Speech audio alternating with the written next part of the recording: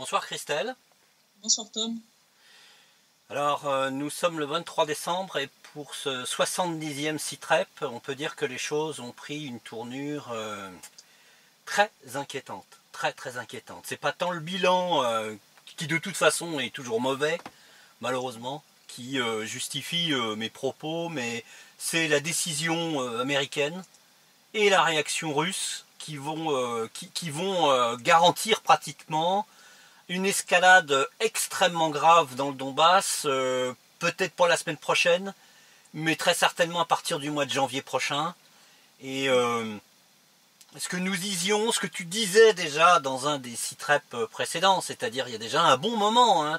Je me rappelle que tu avais poussé une juste gueulante, si je puis dire, pour essayer de mobiliser, je dirais, les gens, les Européens, à réagir, à empêcher une escalade dangereuse dans le Donbass. Il semblerait qu'il n'y ait pas beaucoup de gens qui aient bougé. Alors évidemment, le plus embêtant dans tout ça, c'est que les gens concernés sont ceux qui vont voir cette vidéo, et ceux qui sont concernés, c'est-à-dire qui sont conscients de la situation, qui sont déjà mobilisés souvent, qui partagent l'information, sont déjà en train d'écouter cette vidéo. Et que ceux que ça concerne réellement, c'est-à-dire les gens qui n'ont pas l'habitude de bouger, qui ne se bougent pas pour des éléments comme ça, pour des événements comme ça, eh ben ils vont continuer de rester les yeux dans l'ignorance. Dans l'ignorance. Ils vont continuer. Là, c'est vraiment très inquiétant. Oui. Puisque donc les États-Unis ont rejoint en fait le Canada dans ce délire d'autoriser la vente d'armes létales, et pas seulement des armes, on va dire, entre guillemets légères, c'est-à-dire oui. Des choses comme les fusils mitrailleurs, des choses comme ça qui étaient la première mouture. Oui. Là, on s'oriente vers de la livraison de missiles Javelin, qui sont des missiles anti-chars. Ça, c'est très grave. Oui. Donc là, ça veut dire que les États-Unis viennent ouvertement de déclarer la guerre. C'est ni plus ni moins ça. C'est juste que c'est pas dit aussi officiellement qu'une déclaration de guerre à l'ancienne.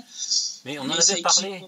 Oui, excuse-moi, Christelle, on en avait parlé la semaine dernière, c'est-à-dire que c'est la très grosse différence entre une action de fourniture d'armes létales à l'Ukraine et d'une manière officieuse qui permet éventuellement de nier l'avoir fait. Ça, de se dédouaner, et là ça veut dire qu'en fait les États-Unis rejoignent le Canada dans le fait de se déclarer officiellement complices des crimes de l'Ukraine. C'est ça que ça veut dire, et c'est en ça que c'est une décision qui est très lourde de conséquences, parce que ça veut dire qu'ils assument la responsabilité de ce qui sera fait des armes qu'ils vont fournir ou vendre. Bon, même si en vrai, ils espèrent toujours qu'ils finiront pas devant un tribunal, mais dans l'essence du droit international, c'est ça que ça veut dire. Oui. Si on regarde le bilan de la semaine écoulée, l'armée ukrainienne a violé le cessez-le-feu en République populaire de Donetsk à 210 reprises, donc un petit peu moins que la semaine dernière, au cours desquels 1430 projectiles d'un calibre interdit par les accords de Minsk. Alors là, ils ont tout fait, là, artillerie, mortier, roquettes de lance-roquettes multiples, obus de chars d'assaut, tout y est passé. Bon, là, on est par contre en augmentation par rapport à la semaine dernière. Il faut y rajouter les 23 violations du cessez-le-feu qui ont eu lieu durant les dernières 24 heures, dont plusieurs tirs d'obus de mortier juste avant et d'autres tirs après l'entrée en vigueur du nouveau cessez-le-feu, qui est donc la trêve de Noël, qui est active depuis cette nuit à 1h du matin, heure locale, minuit, heure de Kiev. Donc comme on peut le voir, ça a juste fait diminuer un peu le nombre de tirs, ce qui est pas mal, mais à peine en vigueur qu'elle est déjà violée, cette trêve. Donc je vais même pas m'étendre dessus, parce que c'est tellement prévisible que voilà quoi. Ouais. Les bombardements de la semaine ont touché 25 localités de la République, donc on atteint de nouveau le record historique. Suite à ces bombardements, le bilan humain est très lourd, avec 1 mort et 6 blessés parmi les civils et 4 morts et 1 blessé parmi les soldats en République populaire de Donetsk. Et en République populaire de Lugansk, suite au bombardement lourd du 18 décembre sur les localités de Stakhanov-Frunze et Pervomaïsk, 4 civils ont été blessés et une femme très âgée est morte d'un arrêt cardiaque quand un obus est tombé juste à côté de sa maison. C'est terrible. C'est un bilan juste avant le Nouvel An qui est vraiment pas réjouissant. En termes de destruction, c'est à l'avenant, puisqu'en République populaire de Donetsk, 54 habitations et bâtiments, dont un jardin pour enfants, une polyclinique et une école, ont été détruits ou endommagés dans les localités de Yasinovataya, Gorlovka, Golmovski, Dolomitoye, Dokuchaïevsk et Sakhanka. En République populaire de Lugansk, c'est 11 bâtiments, donc principalement des immeubles en fait, et donc par ricochet des centaines d'appartements qui ont été endommagés lors du bombardement du 18 décembre. Il y a des centaines d'appartements sans fenêtres, avec les températures qu'il fait actuellement, c'est sympa. Ah oui. Concernant l'absence des armes lourdes de l'armée ukrainienne dans les entrepôts de stockage où elles sont censées se trouver, l'OSCE continue d'enregistrer chaque jour leur absence, mais à cause des obstacles mis en place par la partie ukrainienne pour empêcher les observateurs de travailler sous le prétexte d'une menace pour leur sécurité, ils n'ont pu enregistrer que 2 obusiers automoteurs Gvozdika de 122 mm que la partie ukrainienne a échoué à cacher derrière la ligne de retrait. Voilà. Ah oui, bravo. Ça, c'est la suite. Donc, pourquoi aussi le travail maintenant des observateurs de l'OSCE va être de plus en plus compliqué ? Eh bien, parce que les observateurs, les officiers russes du centre conjoint de contrôle et de coordination du cessez-le-feu sont partis. Ils ont quitté le territoire ukrainien où ils se trouvaient. Donc, le CCCC, il faut le savoir, est un organisme mixte qui comportait des officiers russes ukrainiens, des officiers de la RPD et des observateurs de l'OSCE, le but étant de travailler tous ensemble pour coordonner les différentes trêves, cessez-le-feu, etc. etc. Ouais. Sauf que la partie ukrainienne leur mettait de plus en plus de bâtons dans les roues, donc ça a été révélé la semaine passée par l'agence TASS qui avait publié un article sur ce sujet, dans le même temps un document qui venait de la partie ukrainienne listant donc en fait tout un paquet de restrictions qu'ils avaient imposées aux officiers russes s'était mis à circuler sur les réseaux sociaux. Le ministre russe de la Défense, Sergei Shoigu, avait commenté d'ailleurs la situation en disant que les conditions pour la présence d'officiers russes en Ukraine au sein du CCCC étaient devenues de plus en plus difficiles, ouvertement discriminatoires, et s'appliquaient à la fois à l'accomplissement de leur travail dans le cadre des activités du CCCC, mais aussi dans leurs activités quotidiennes. Donc Shoigu avait l'impression que la partie ukrainienne essayait délibérément d'empêcher donc ses représentants russes de surveiller le respect des accords de Minsk dans le Donbass. Je pense que Shoigu avait visé juste. Entre autres, il y avait des restrictions énormes sur les libertés de mouvement des officiers russes, même dans le bâtiment où ils vivaient et travaillaient dans la ville de Soledar.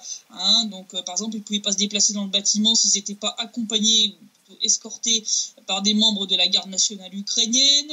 Ils ne pouvaient aller dehors que pour 10 minutes maximum à la fin de chaque heure, accompagnés là aussi par des membres de la garde nationale.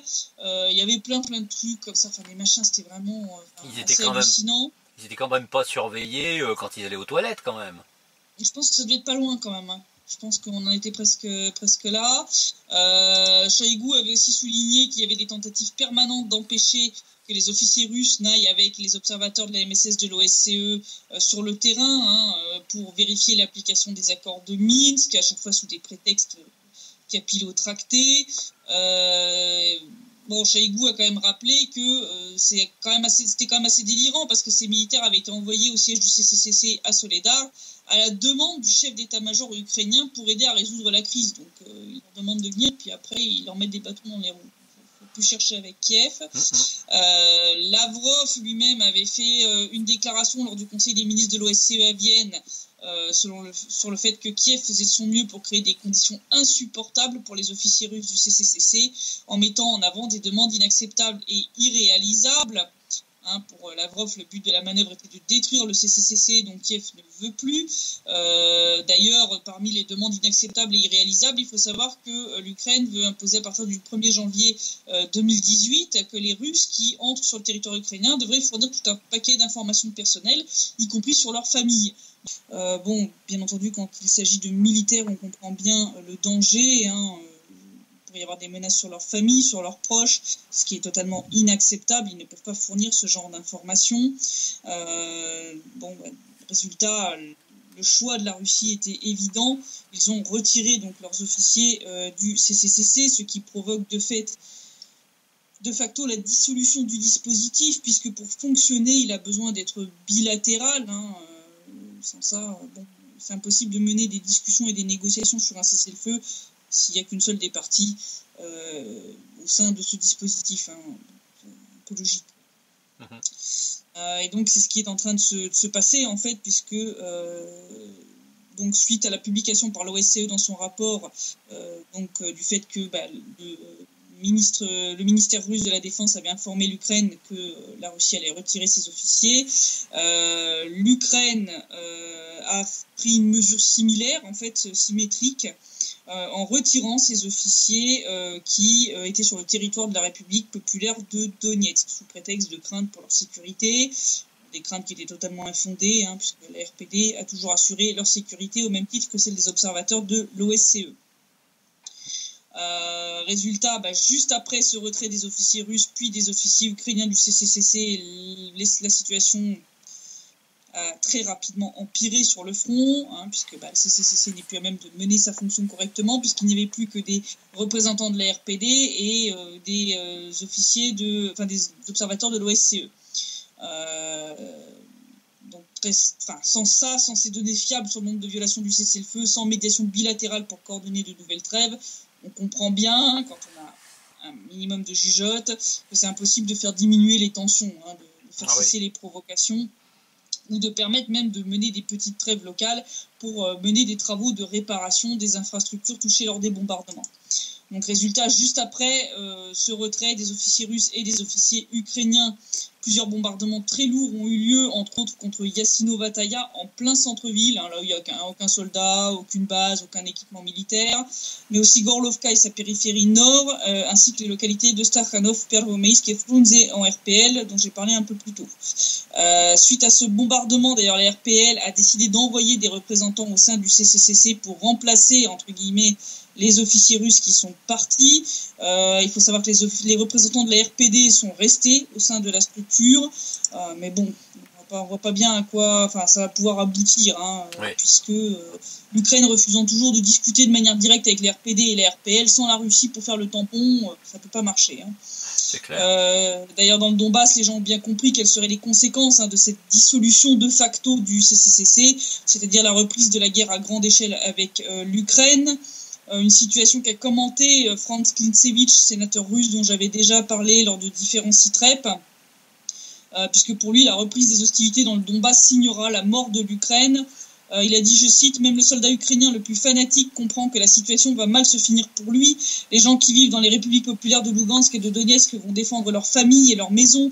Il y aura beaucoup de sang et il n'est pas avéré que les forces armées ukrainiennes, même si elles sont réformées, seront capables de renverser la situation. » Avec le début des opérations militaires qui sentent déjà le sang et la poudre, l'État ukrainien va cesser d'exister. Le pays est déjà au bord de l'effondrement et la guerre va susciter non seulement l'attitude très négative des Ukrainiens, mais aussi de la communauté internationale tout entière.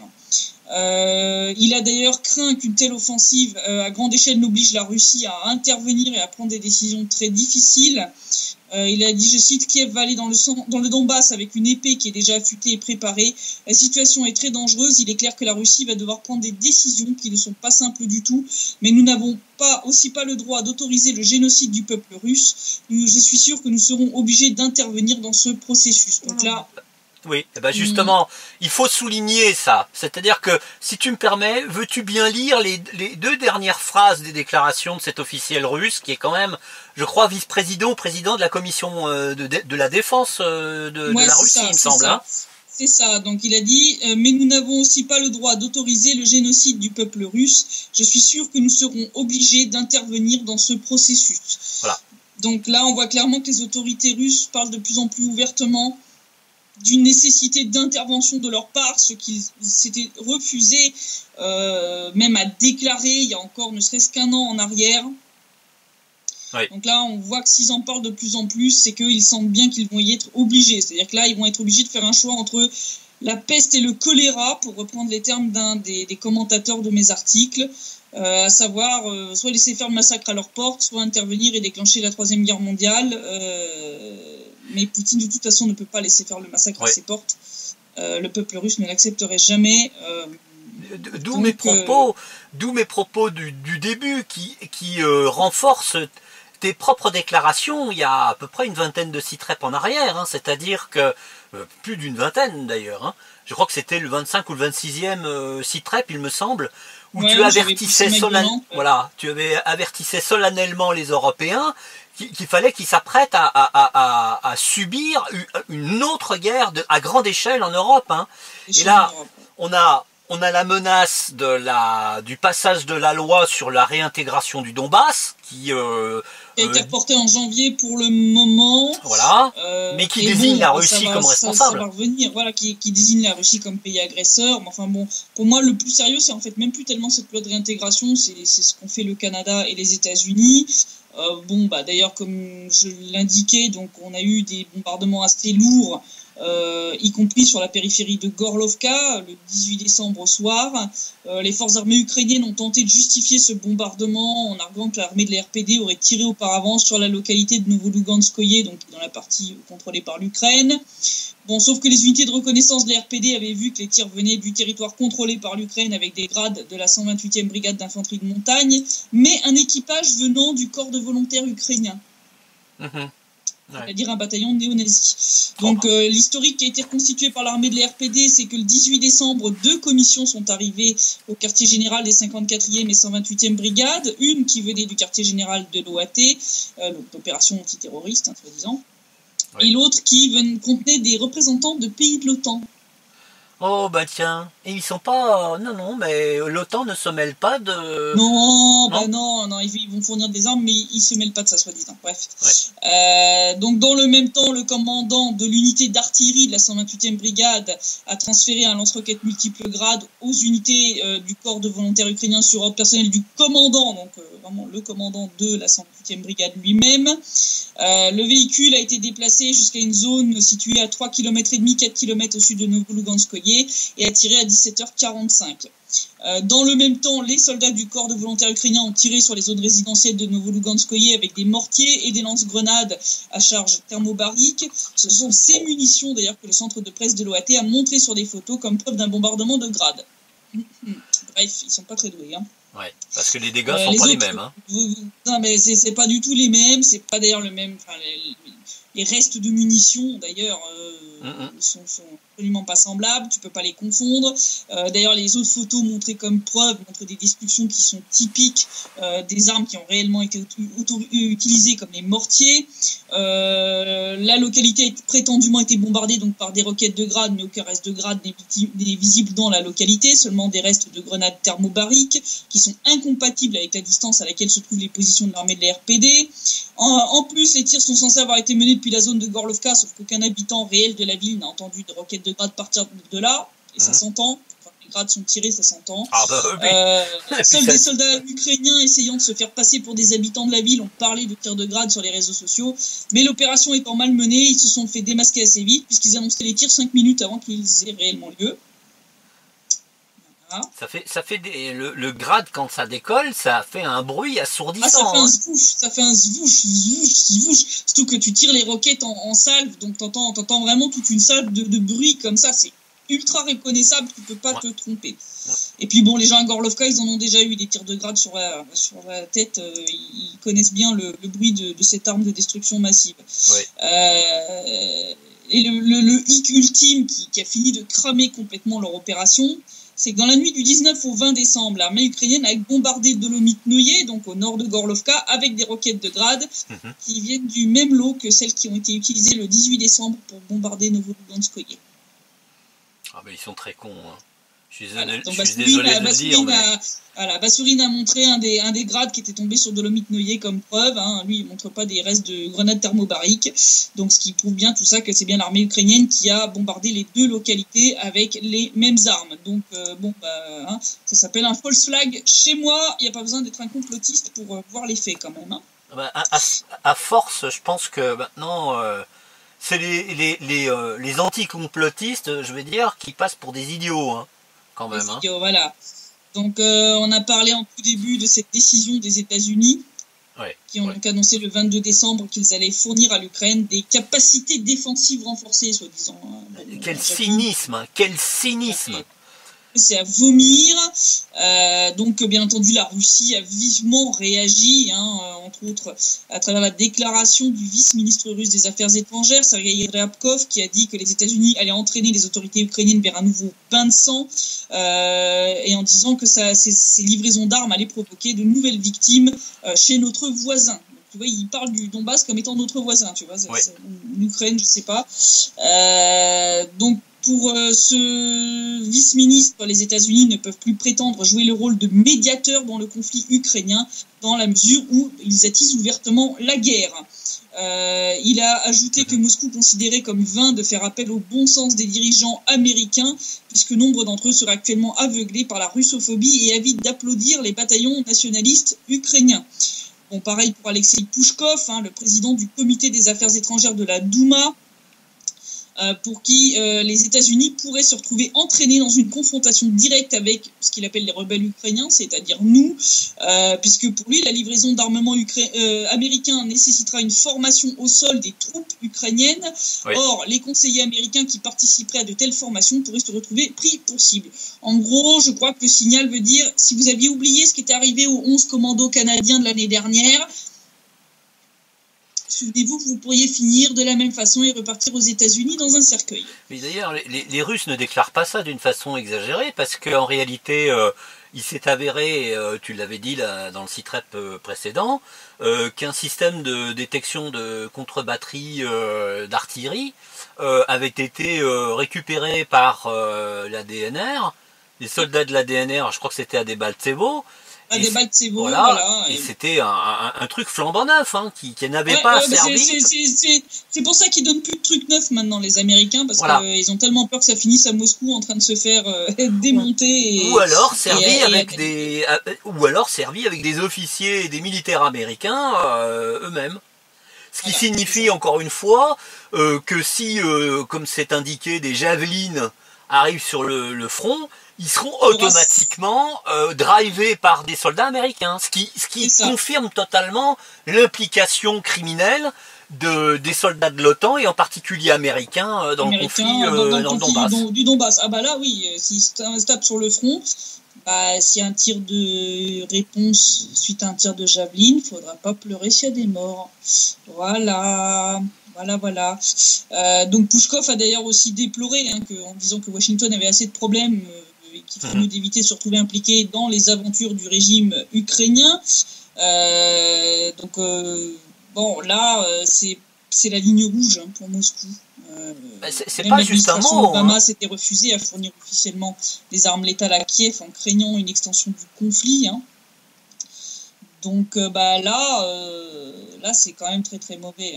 Là c'est hyper mauvais. Après ils peuvent plus venir dire oui il faut appliquer les accords de Minsk alors qu'ils foutent c'est même plus de l'huile sur le feu là. C'est du kérosène. C'est de l'essence. C'est 20 000 litres de kérosène sur un barbecue, c'est à peu près ça. C'est ça quoi. Donc là, c'est très, très, très, très dangereux. Surtout qu'en Ukraine, pendant ce temps-là, la situation, entre autres sur le plan économique, énergétique, etc., ça va pas mieux. Puisque la Slovaquie, qui est le principal fournisseur de gaz en Ukraine, a interrompu l'acheminement de gaz suite à un contentieux entre la compagnie italienne Yougaz et son partenaire ukrainien Naftogaz, qui lui est redevable de plusieurs millions de dollars. Donc il faut savoir faut rappeler que depuis 2015, donc l'Ukraine a décidé de renoncer au gaz russe, soi-disant, en le remplaçant par du gaz provenant d'Europe, qui soi-disant était meilleur marché, sauf qu'en vrai, c'est pas du tout ça. Gazprom avait proposé un prix beaucoup plus attractif que les fournisseurs européens, ce qui est normal, puisqu'en fait, ce qu'ils appellent du gaz européen, c'est pour beaucoup du gaz russe réenvoyé en flux inversé. Mhm. Donc, voilà. Donc il faut savoir qu'aujourd'hui, l'Ukraine importe son gaz depuis la Pologne, la Hongrie et la Slovaquie, cette dernière étant son principal fournisseur, ayant acheminé plus de 8 milliards de mètres cubes de ce combustible. Or, une cour slovaque a décidé d'arrêter l'acheminement du gaz à la compagnie ukrainienne Naftogaz en application de l'arrêt du tribunal arbitral de Stockholm, rendu sur la plainte de la compagnie italienne Newgaz. Donc il faut savoir qu'il y avait une plainte concernant un recouvrement de dette de 21 millions de dollars à l'heure actuelle. Donc c'est une dette qui date de 2007. Pénalité et amende comprises, maintenant on arrive à 21 millions de dollars. L'Ukraine n'ayant pas payé ce qu'elle doit, la compagnie italienne a dû porter plainte devant la cour slovaque et elle a obtenu gain de cause. Donc en gros, l'Ukraine va se retrouver avec moins de gaz que prévu. Et ils n'ont pas assez de charbon. Non, je pense que l'hiver, ça va être folklorique en Ukraine. Donc déjà, il y a ça. Il y a aussi la petite confrontation entre Poroshenko et Saakashvili, ce cher Saakashvili qui se poursuit à Kiev. Donc il y a eu des affrontements le week-end dernier qui ont fait plusieurs dizaines de blessés, dont 60 soldats de la garde nationale. Charmant. Petit, ouais. Suite à ça, Saakashvili a envoyé une lettre à Porky pour promettre de ne pas déstabiliser la situation en Ukraine et de proposer de négocier ensemble pour résoudre pacifiquement la crise. Mais au lieu d'y répondre en privé, l'attaché de presse de Poroshenko a publié mardi la lettre de Saakashvili, en plus une lettre rédigée en russe et avec une faute d'orthographe, la totale. Voilà. Le porte-parole a aussi signalé que la promesse de Saakashvili de ne pas déstabiliser la situation n'avait pas été honorée. En réponse à cette publication de sa lettre, Saakashvili a publié sur Facebook une lettre ouverte au président ukrainien. Il a rappelé à Poroshenko que dans la première lettre, il avait proposé de chercher conjointement des voies de règlement du conflit, mais qu'au lieu de le faire, vous avez publié une lettre personnelle que je vous ai adressée. Je ne suis pas contre, elle ne contient rien que je voudrais cacher, mais par là, vous avez montré que vous n'avez pas d'honneur. Bon, Saakashvili et l'honneur, je pense qu'il ferait mieux de se taire quand même. Un petit peu, oui. Un petit peu, voilà. Saakashvili a ensuite appelé le président à reconnaître que lui et ses partisans étaient des incapables et ne voulaient pas changer l'Ukraine en mieux. Donc, selon lui, la démission volontaire de Poroshenko serait la dernière chance de surmonter la crise politique. Il a dit, je cite, « Un président qui démissionne volontairement, inclinant la tête devant la volonté du peuple, pourrait compter sur la commutation de sa peine et être gracié. » Bon prince. Bon, je crois qu'il n'y a pas besoin d'avoir fait Saint-Cyr pour comprendre que Saakashvili continue son opération de coup d'État contre Poroshenko. On se refait vraiment un remake quasiment à l'identique du Maïdan précédent. Et donc, sur fond de bordel généralisé en Ukraine, et malgré les déclarations rassurantes de Groysman sur le prétendu super développement du commerce de l'Ukraine avec l'UE, genre, oui, on a fait plus 30% avec l'Union européenne, oui, enfin bon... Vu que ce que vous vendez, c'est pas avec ça que vous allez remonter votre PIB, bah oui. J'attends les vrais chiffres, parce qu'ils sont en train de tabler sur une croissance du PIB pour 2017, je pense qui est très très surévaluée. Mais les marchés financiers, eux, ne s'y trompent pas, puisque la grivnia continue sa chute vers les abysses. Donc on mettra deux petits graphiques. Un sur les derniers jours, des dernières semaines, donc de l'évolution du cours de la grivnia, et puis un sur les 5 dernières années, pour bien se rendre compte, puisque la monnaie ukrainienne a encore perdu de la valeur face à l'euro, se rapprochant de plus en plus de son record historique de février 2015, où elle était montrée très très brièvement à 37 grivnia pour 1 euro avant de redescendre brutalement. Mais désormais, elle s'échange à 33,27 grivnia pour 1 euro. Alors, pour donner un petit ordre de grandeur aux gens, pour rappel, en janvier 2014, avant donc la destitution de Yanukovych, la grivnia s'échangeait à environ 11 grivnia pour 1 euro. 11 grivnia pour 1 euro, ok. On est maintenant à plus de 33. Donc la monnaie ukrainienne a perdu les 2 tiers de sa valeur en 4 ans. Mais à part ça, tout va pour le mieux, madame la marquise. Et je rappelle que le FMI vient de demander d'augmenter les tarifs d'électricité de plus 18% en Ukraine pour délivrer sa prochaine tranche d'aide. Plus 18%. Je rappelle que les tarifs en Ukraine des charges communales, donc électricité, eau, chauffage, gaz, sont déjà actuellement d'au moins 6 fois supérieurs aux tarifs qui sont en vigueur en RPD et en RPL. Bah, s'il y avait besoin d'une preuve que le FMI décide un truc qui est un suicide économique Ah bah pour c'est du l'Ukraine. génocide, c'est du génocide de population, génocide économique. C'est du génocide économique, moi j'appelle pas ça autrement. Donc voilà, c'est pour ça dire que la population ukrainienne continue de fuir de plus en plus le pays. Donc ils sont très mal barrés, même militairement. Xavier Moreau a cité des chiffres concernant la mobilisation en Ukraine, la dernière vague de mobilisation, à peine 4% des hommes appelés sous les drapeaux sont allés à la commission médicale. Oui, aux 3 jours. C'est-à-dire aux 3 jours, hein, l'équivalent des 3 jours. Même pas 4%. Tous les autres, ils se sont sauvés ou ils se cachent. Non mais là 4%. Ils espèrent arriver à mener une guerre contre les RPD et les RPL, où les gens sont des volontaires, avec à peine 4% de leurs hommes qui acceptent volontairement d'aller servir sous les drapeaux. Ça c'est l'expression, je dirais, gentillette pour expliquer qu'en fait les mecs ils essayent surtout, tous ces jeunes, ils essayent surtout d'éviter de servir de chair à canon pour Washington. À mon avis, c'est plutôt ça la bonne. Bon, le truc qui est positif, c'est que ça montre quand même qu'il y en a beaucoup qui sont quand même bien conscients que la propagande ukrainienne, c'est de la merde. C'est-à-dire qu'on a beau essayer de leur bourrer le mou, défendre la patrie, machin, ça prend pas, quoi. Bah, les gens se réveillent à force, hein. Voilà.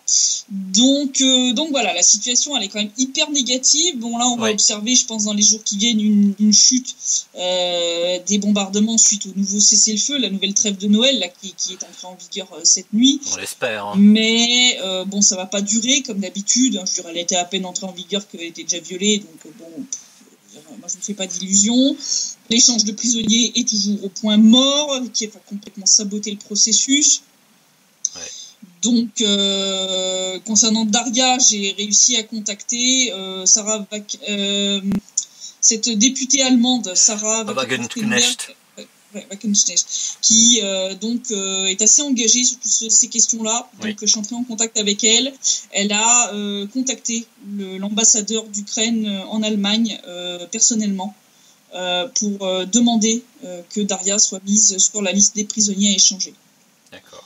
Donc ça, c'est un très très bon point. Je remercie les personnes qui m'ont fourni son contact pour que je puisse la contacter et qui m'ont suggéré en disant elle est quand même très engagée sur ces questions-là. Sarah Wagenknecht est la vice-présidente, je crois, du parti Die Linke allemand. Die Linke, ouais, c'est ça. Donc c'est la gauche, c'est l'extrême gauche allemande. Oui. Die Linke. Qui n'est pas franchement la copine de Merkel, qui pourtant. Non, pas vraiment. Elle a souvent prise parti dans ses discours de manière assez juste d'ailleurs. Donc voilà, la situation pour moi elle est très très mauvaise. Je pense que le nouvel an va être assez dangereux, comme l'avait dit un jeune soldat, Schlutt, que j'avais interviewé à Zaïtsevo et qui pense que voilà, le nouvel an ça va être sous les bombardements. Je crains malheureusement que ce soit ça et je pense qu'au mois de janvier on va revoir une grosse escalade et sauf miracle, je vois pas bien en fait ce qui va pouvoir arrêter cette escalade. Il y a une conjonction de plusieurs facteurs. Il y a la fourniture des armes létales, soi-disant défensives. Enfin ça c'est de l'hypocrisie pure et simple, par les Américains et les Canadiens, donc par l'OTAN, parce qu'il ne faut pas se voiler la face. Oui, voilà. On a le vote de cette loi de réintégration du Donbass. La situation à Kiev qui est extrêmement tendue, donc Poroshenko va être tenté de partir dans une fuite en avant. C'est ça. Situation économique du pays qui va de plus en plus mal.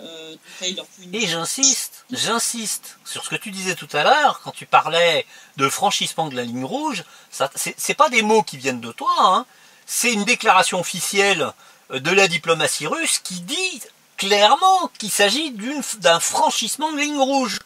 Donc là, il n'y a pas d'ambiguïté possible. C'est-à-dire que à partir du moment où les conséquences de cette livraison vont être une dégradation significative de la situation dans le Donbass, la Russie sera à même de pouvoir passer à l'action. Ah bah, d'ailleurs, j'ai vu passer vite fait, juste avant de faire le rapport de situation, un article où un officiel russe disait que ces livraisons, je crois que c'était Franz Klitsevich justement, qui disait que cette autorisation de livraison d'armes létales à l'Ukraine par les États-Unis équivalait à avoir brisé en fait les accords de Minsk de la part des États-Unis, et je suis totalement d'accord. On ne peut pas prôner la paix tout en donnant des armes à un gouvernement qui fait la guerre à son propre peuple. Voilà. Donc les masques sont tombés. Voilà, les masques sont tombés.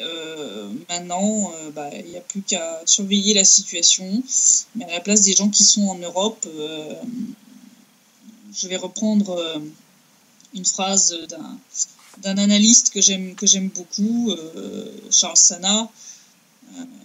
Il est trop tard, préparez-vous. Ouais. Il est déjà trop tard, préparez-vous, parce que l'OTAN va vouloir entraîner dans tous les pays de l'Union européenne dans ce conflit. Et donc tous ceux qui pensaient que ça ne les concernait pas parce que c'était à 3000 km de chez eux, vous allez découvrir très certainement bientôt à quel point ça vous concerne. Si la Russie est obligée d'intervenir pour protéger le Donbass, ça va très mal se finir. Le problème, c'est que les gens qui dirigent l'OTAN, c'est-à-dire les Américains, ne vont pas hésiter à entraîner avec eux. Non, parce qu'ils s'en foutent. Ça ne sera pas sur leur territoire, ce sera sur leur population, donc ils s'en fichent. C'est comme lors de la dernière guerre mondiale. Donc voilà, la situation, elle est très très mauvaise. Elle est à suivre, clairement. Et voilà. Donc là, je suis vraiment pas optimiste. Non, une semaine avant le jour de l'an. Il faut pas se voiler la face là. Il y a vraiment une conjonction d'éléments absolument prédominants, déterminants, qui n'indiquent absolument aucune possibilité de désescalade. Aucune. Aucune.